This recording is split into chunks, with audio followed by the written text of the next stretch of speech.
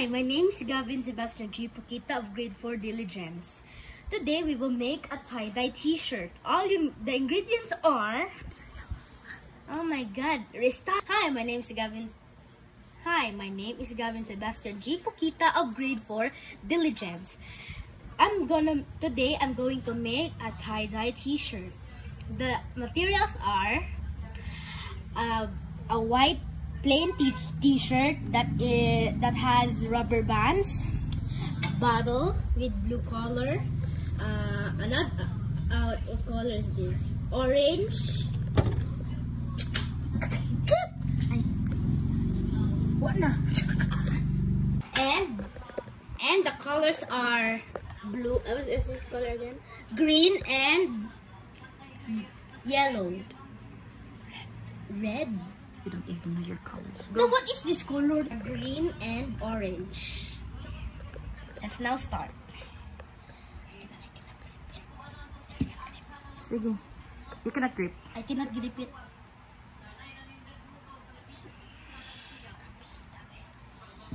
It's too big.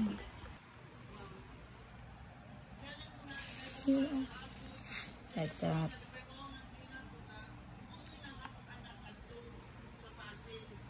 Now we're done with red.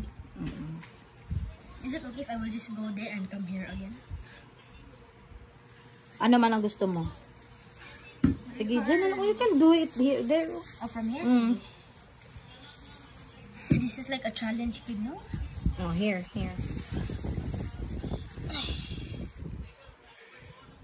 What's this? What kind green. of a color is this? Here. Okay, we're done with green. This one.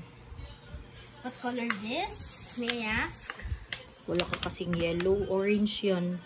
Okay. Nice na yun if may yellow. Oh, it's better. Nice. Okay, when we're done, let's do it in reverse. Blue. Ay, Wanna be forever. ito mo nag red. Red? Oh, the red. This one. Which one is red? That Is this one. red?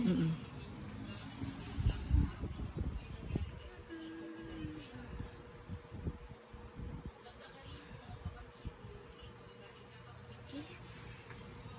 Next color.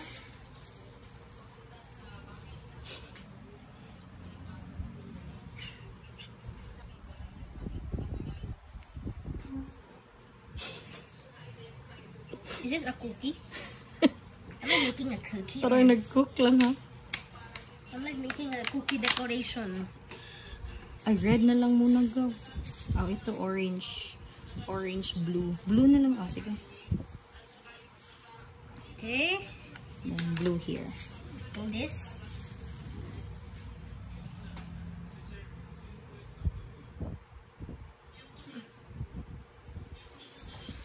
Don't make them soak, Jude.